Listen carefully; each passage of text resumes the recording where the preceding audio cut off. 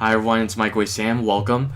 I wanted to dedicate a single video to explain how torrenting works. I get a lot of comments about where did you get the Windows 8.1 ISO, and I get it through means of torrenting. Now, this video is specifically for beginners because if you know the ins and outs of torrenting, then you're fine, right? But a lot of people don't know how torrenting works and how to even get started. So to explain torrenting in a simple manner, torrenting is a people-to-people file sharing system. People upload, people download, but you're uploading and downloading from each other. Now, if you think of Google Drive or some famous downloading site like Dropbox, you're downloading from a single source. Although you upload to Google Drive, you're downloading from Google Drive. You're downloading from that single server. So you're dependent on that single server speed to basically download that file. And also, it depends on your internet service provider, a bunch of different things like your router and your modem and how fast you're getting internet to begin with. But basically, more or less, you're downloading from that server single. It's a single server connection where you're the downloader and you're downloading from the server. When you're uploading to that server. When you're downloading from Google, you're just downloading from Google. It's straight one direction, back and forth. So torrenting is a different method to solve large data files from a single source. So when you have a 5 gig file on Google Drive, well, it's going to take a while because it's from that single source, and Google or Dropbox or whatever download site, it's dependent on serving equally to a million users and whoever uses those services every day. Now for torrenting, torrenting works with this image. This image is really great, and I think it explains torrenting pretty well. It's a Wikipedia image. But basically, how torrenting generally works is you have uploaders who are uploading for the downloaders, and this uploader is just any other guy. He's the guy next door, or your neighbor, or the person in your class, or the person from work. And this guy is just uploading that single file, while you might be this downloader who's getting help from the uploader because he's uploading to you, basically. It's a people-to-people file sharing system. He's helping you out by using some of his internet bandwidth. Bandwidth is the power or the speed at which your internet basically is downloading, uploading, more or less. And this downloader, you're the downloader, and you're getting help from these uploaders who are just your neighbors and everyone else in the world who is also uploading that file. So it's great for a large 5 gig, more than a gig file because you're downloading faster. If there's a lot of uploaders, if there's 5,000 people uploading that file, well, you're going to have a lot of help because it's not just a single server going in one direction to you. There are different uploaders helping you. But not only that, other downloaders, people who are downloading the file, are helping you as well. Not as much, but they're helping you in these segments. As they download the file, they're also uploading a small segment of that file to help you out. They're using some of their bandwidth to help you out. So that's how this people-to-people file sharing system works, generally. Now, there are a bunch of different programs that allow you to torrent. One in particular is Utorrent or microtorrent. The official name is microtorrent, and it comes from www.utorrent.com. But a lot of people call it Utorrent because that's the name that you type in when you go to the website. Now, the website is over here, and there's a free download that you can download immediately. So I'm going to download it for demonstration. Get the free download for Windows, and you get the executable. Now, I already installed the program, and when you're installing the program, there'll be a bunch of advertisements. They'll say, oh, download this. Just do not accept those extra stuff. You'll see it. Now, if I click on this and then run, well, the program opens up. This is microtorrent. There's some advertisements, and it has a sidebar with torrents: downloading, seeding, completed, active, inactive. Now, we'll get to that in a little bit, but let's search a torrent because it'll give you a better understanding of how torrents work. Now, I like to be simple. I like to just go to these public available sites. I'm not complicated. If you're more advanced, you'll know of these private torrents where you pay some subscription or you pay a certain amount to get private subscriptions, and that's to avoid trackers. Now, since it is a peer-to-peer system, a people-to-people system, people are helping you out, but they can also send, like, let's say, a tracker to you to see who is downloading the file, right? Since it is a publicly available people-to-people system, it can do that. Now that's the difference between downloading from Google Drive or Dropbox. Downloading from a secure, secure quote, um, the word secure is always changing in what that means, but you're downloading quote a secure server, and you're confident that Google will track you, or maybe, but you're confident that you're gonna get the download, and you're not gonna get some little virus if you're downloading from someone's reliable friend or something like that. So when you go to google.com for a publicly available torrent, maybe if I wanted Windows 8, and now I'll get to a little discussion about legal and illegal torrenting. Now, when you're torrenting, let's say you bought this new laptop and you have Windows 8.1 and you have a official key from Microsoft for Windows 8.1, but then you just encounter this weird blue screen error and everything got wiped out of your computer and you need a new Windows 8.1 disk. But of course, when you're buying Windows 8 computers nowadays or laptops, you don't come with a disk. At least I don't think so. Maybe you do come with a setup disk. I forget from the last time I bought a laptop or computer. But basically, you have that key, you rolled it down, but you don't have the Windows 8 disk. And let's say if you search Windows 8, hey, it comes directly to Microsoft's website, and basically you need to buy this download, more or less. So you don't go here. You search Windows 8.1 torrent, and you find a bunch of these torrent sites. Now, there are a bunch of publicly available torrent sites for the public, and the big names, the big names for these public torrent sites are like Kickass torrents or piratebay. And I use torrenting for these situations where, Windows 8.1, hey, I need it. I recently got the blue screen, and I had to get Windows 8.1, but I didn't have the disk, but I had my key still, so what did I do? So I used torrenting. It's, when it compares to torrenting and downloading from a single server, let's say someone uploaded to Google Drive, and it's not going to be as fast depending on the torrent. If there's a lot of people uploading for that torrent, helping it out, then that torrent is going to be blazing quick. Maybe I download things like 250 kilobytes per second. Okay, that's okay. But when you're torrenting and a bunch of people, in this case, they're seeders, right? Seeders are basically uploaders, more or less. These seeders are using their bandwidth to help this file for the downloaders. And I'll be downloading this file maybe 1.6 megabytes per second, which is uncommon for me. It's all relative to everyone else, because bandwidth and your internet service provider, whether you have, Comcast or whatever internet service provider, it's dependent on your package, right? You might have more bandwidth than me or less bandwidth than me. So, but the big picture is that I'm downloading fast when a lot of seeders are downloading, and I'll be downloading faster than I would be if I was using Google Drive or Dropbox. Now, there's this word leechers. Now, leechers are basically the downloaders, right? There's 1,051 people leeching, and there's 3,820 people seeding.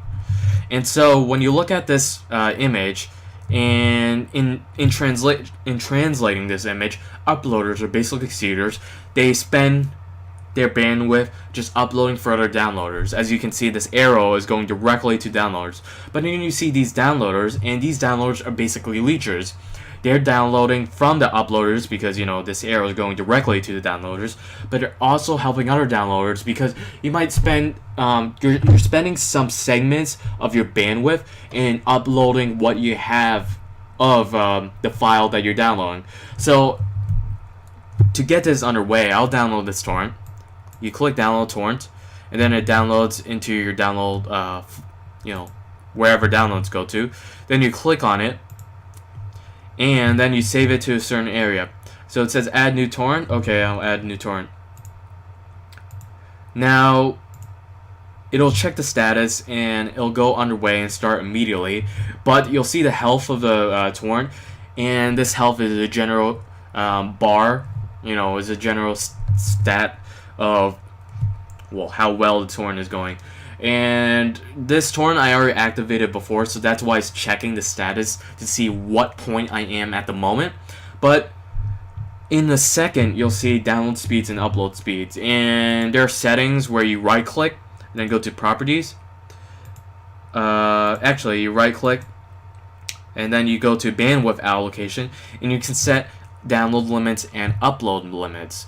But let's just wait until this gets done. Let's see, I'll force start it. When you download a torrent, it'll run automatically, but I had this torrent running prior to the video. So, connecting to your downloading status. Okay, it's downloaded. You can see on the right side download speeds and upload speeds. So while I'm on Leecher, I'm not uploading too much. I'm uploading 1 kilobyte per second, but download speeds, I'm uploading some megabyte, well, almost a megabyte per second, and it increases. So now I'm downloading 1.0 megabytes per second. This increases based on seeders. Now, how this works is, of course, when there's more seeders or uploaders, the torrent will run faster for you. You'll be downloading faster as long as there's more seeders. And when there's more leechers than seeders, then the download won't run as fast. But this kind of goes to a ratio, right? This ratio is approximately 4 to 1, maybe, it's like 3.75 to 1 ratio. Now, that ratio is pretty good, but it's more dependent on how many seeders are there. So if there were only 3 seeders and 1 leecher, then that download would not run fast. It's gonna take a long while. You won't get that 1.0 megabyte speed no matter what your bandwidth is. It's a people-to-people system, and it's reliable to other people. So the people support the torrent, more or less. So seeders, if you have 30 seeders to 10 leechers, that's going to run faster than 3 seeders to 1 leecher. It's not really all fine-tuned in that way. My explanation is basically, hey, when there's a lot of seeders, like in this case, there's almost 4,000 seeders. Well, this torrent's going to run fast. And if there were 4,000 seeders and 4,000 leechers, that's going to run faster than 4 leechers and 4 seeders. So it's about the amount more than the ratio. Although ratio is a good idea to go on, the amount of seeders will decide how fast you're downloading. So let's look back at the torrent. I'm still downloading at 1 megabyte per second. I'm going to stop it because when you torrent something, it's going to use a lot of bandwidth. Now, bandwidth is basically how fast your internet is running. So if I was playing like League of Legends or any video game, and that depended a lot on my internet speed, well, if I'm running a torrent behind the scenes, my game is going to run slow because torrents really suck a lot of your bandwidth when you're downloading and uploading. And that's because when you look at the bandwidth allocation, by default, your download limit and upload limit is unlimited. So it's going to use as much power as it can to download and upload. Now, after you finish downloading, as you can see, after you finish downloading, you'll start seeding automatically. So the way it works is after you're finished downloading, you've been downloading segments of the file as you get the file for other downloaders, but then now you're a seeder, now you're an uploader. You can help other downloaders download that file, helping the community of torrenters. So, but also, once you seed, you can delete it at any time. You're not obligated to be a seeder, but you can help seeders out. Now, when you get to the seeding point, there's this thing called trackers, right? While you're downloading a torrent, there are trackers, but seeding, when you're seeding for a long while, you might be seeding for a couple days, and these trackers are made evident. You might get a message from your internet service provider say like, hey, you've been downloading this movie. This goes to the point where there are illegal torrents. Of course, there's a bunch of movies, a bunch of pirated software. That's always the case with torrents. But when you see it for a long time, and there are a lot of trackers on that torrent, maybe you'll get a message from an internet service provider. Someone contacted your internet service provider, or someone's tracking you, and they know your IP because since this is a people-to-people system, people know your IP. You know everyone. You know people's IPs. But there is this extra program called Peerblock. Now, Peerblock, to explain, it lets you control who your computer talks to on the internet. You can block communication with advertising, spyware-oriented servers, computers monitoring your P2P, which is peer-to-peer, or I like to say people-to-people because it's a more understandable term. Activities, computers which have been hacked, etc., even an entire country. Now, peer-to-peer sets up a blacklist to try to block as many trackers or as many advertising, spyware, computer monitors on your IP, because your IP is available to everyone else when you torrent, because when you're torrenting, you're downloading, right? And at the same time you're downloading, you're also uploading, but it's more evident when you become a seeder because you're spending all your bandwidth to upload for that file. Then trackers can take full advantage of that. So this tries to alleviate that issue as much as possible. It's not foolproof, right? But it does help to block a list of known or known trackers out there. So if you go to downloads, this is more of a Windows program. There's also Pure Guardian, which works for Macs if you use a Mac. But you can download the stable release, Peerblock 1.2 release, January 14, 2014, which seems like a long time ago, but they always update the list, which is what happens. They update the blacklist of known trackers and spyware advertising, IPs. So this just is a program to block those list of IPs. You'll find the Peerblock 1.2 installer down here and you can install it. Now you'll get the executable and then you can run that executable. So just give it a second and you can run that executable and run.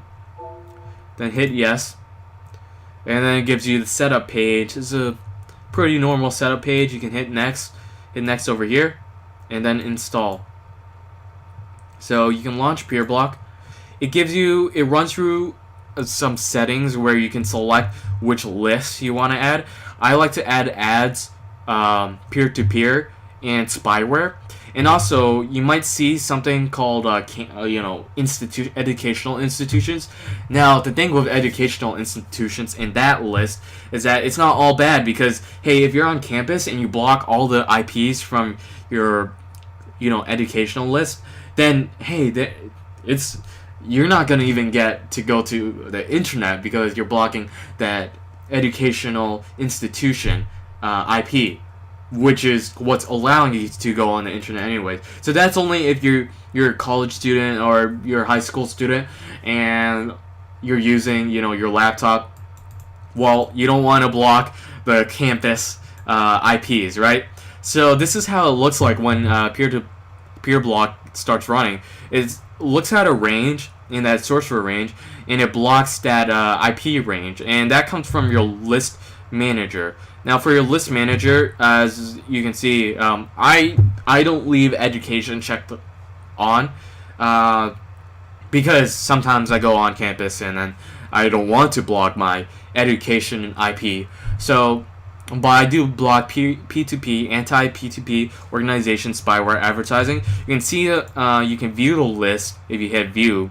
You can see what IPs they generally block. There's a huge list of IPs, and you can search for these IPs as you can see here. And these IPs are generally big name IP that's spyware, advertising, monitoring.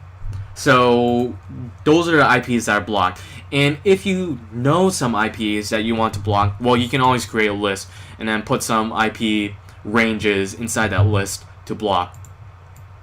So this is how Peerblock works, and I would activate this program while you're running your torrent. You just right-click and start the torrent while Peerblock is running, and it will block those IP ranges while you're using the torrent.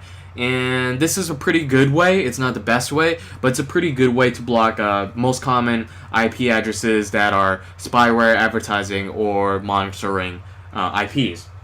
So that's more or less how I torrent. That's the basic gist of how torrenting works. Hopefully you learned a thing or two. For more advanced people, some people don't like to use sites like Kickass Torrents or Piratebay. Piratebay got, a little shutdown, a couple weeks ago, but I think they're coming back from their shutdown. But basically, some people don't like using these public torrents because trackers have a easier time on public torrents than, let's say, a private torrent where you have a subscription fee. Also, there are some more advanced systems like having a seedbox to, if you want to be a seeder, seeders come with that risk where since you're using your bandwidth to upload, then you might get caught because you're using all your bandwidth to upload, and a tracker can just maybe find your IP. So that's the only hassle with seeding. But if you have a seed box, then you can really privatize what you're uploading and you're seeding. Not to get into, that's for another video. But a lot of people, Peerblock isn't a sure case, right? It's a pretty good case, though. I like Peerblock. It's pretty good. But most people, at the end of the day, a lot of people like to use VPN, a virtual private network that not only hides your IP, but also places your IP and, changes it more or less into, some other area. So you could be in the United States, but also be in Canada with this VPN. Because you're connecting to a totally different area in the world. That will be a sure way to hide your IP, and it's that's a really reliable way. But this was more for the public torrenter and how torrenting works. So thanks for watching, everyone. This was a quick video for the beginner, and if it helped you, please rate, comment, subscribe. So see you guys later.